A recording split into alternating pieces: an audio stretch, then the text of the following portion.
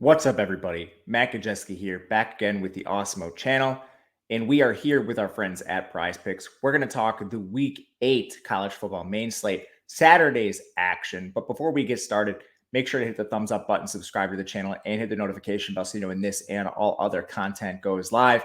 But let's head over to our friends at PrizePicks, talk some of their props this weekend where we think we have an edge. There are a lot of teams on bye this week, but there's still some pretty big spreads that I think we can exploit this week. And I want to start with Michigan taking on Northwestern, where we have running back Blake Corum projected for 89.5 yards on PrizePicks. This is a little bit low to me. Michigan is a 24-point favorite over Northwestern. The total is 50.5 points. And first and foremost, you have a Northwestern defense allowing 243.5 rushing yards per game. On the other side, you have Michigan, one of the most efficient rushing attacks in the entire country. They will use two backs, but don't be scared off by this timeshare. It is Blake Corum and Hassan Haskins. First thing to note here, these guys are running the ball so much that Blake Corum and Hassan Haskins are still getting theirs. Michigan has a 33% pass rate right now. Blake Corum is averaging 18.8 touches per game to Hassan Haskins 17.3.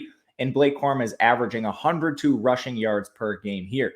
This is a situation where you have volume lining up with matchup against Northwestern, as well as projected game script, with Michigan being favored by 24.5 points. It's a spot where we can buy a little bit low on Blake Corum and take this prop towards the over. Another rushing prop we will get to is in a night game where we have Alabama's Brian Robinson projected for 96.5 yards against Tennessee. This is a spot where you have Alabama favored by 25 points. The total is 67.5. So we are expecting tons and tons of production from both sides, and Alabama's projected for over 46 points. Tennessee is a middling run defense. They're allowing 153 yards per game, but in recent weeks, we have seen Alabama lean on the run. And since the injury to Jace McClellan, it has been Brian Robinson with just an elite role in this backfield, at least 19 carries in 3 straight games. And last week, the 19 carries he received was a bit depressed by overall game script. Alabama absolutely destroyed Mississippi State, allowing Roydell Williams to play most of the second half along with Trey Sanders. If this game remains even close, you have a situation where Brian Robinson could handle well over 20 touches and upwards of like a 36, which we saw him get earlier this year.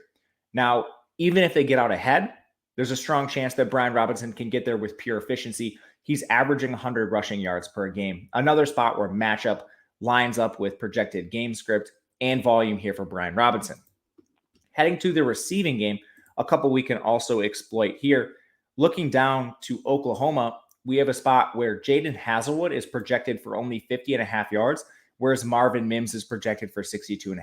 Now, Marvin Mims has been the far more efficient receiver for Oklahoma, but he's just playing much less than Jaden Hazelwood right now. On the year, Marvin Mims, his route rate is just barely above 50%. And even after the marquee game we saw where he erupted, his routes jumped right back down to 50% last week, whereas Jaden Hazelwood is playing a consistent role with this team. Targets per game, 5.7 for Hazelwood, 3.6 for Marvin Mims. Even in the last 4 games, 5.3 for Hazelwood, 3.5 for Mims. And Hazelwood, he hasn't had quite the receiving production that Mims has, but his consistent role on the field makes him that much more productive as far as projection and taking a look at these props. Now, in this game, they're playing Kansas. They're 38-point favorites, 67.5-point total overall. Kansas hasn't shown any semblance of defense.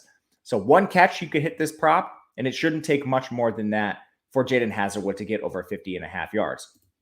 The last one we'll look at is an opportunity that likely moves throughout the weekend. Justin Ross, 59.5 yards. This is a little bit of a confusing one based on the matchup against Pitt. And Clemson comes into this game as 3-point underdogs, meaning they should have to throw a little bit. Pitt's weakness on defense is the pass. They're a very good defense overall, but they are allowing 251 pass yards per game. Joseph Nada was ruled out of this game with COVID-19. They do not have a clear backup for him. And Justin Ross has averaged 8.5 targets per game over their last 4 contests, which includes a game where he missed most of the game with an injury. Only saw 2 targets in that game. Outside of that, he's had 9, 13, and 10 targets. Only averaging 47 yards per game. But again, volume is going to be there for Justin Ross. They're going to be playing from behind against Pitt. according to bookmakers, and it's a spot where matchup lines up as well. But that will do it for us today. Leave a comment. Let me know your favorite prize pick this weekend. I am Matt Gajewski on Twitter at Matt_Gajewski. Hit the thumbs up button on the way out. Thanks to our friends over at PrizePicks. We appreciate you very much. And thank you to everyone watching. We will catch you again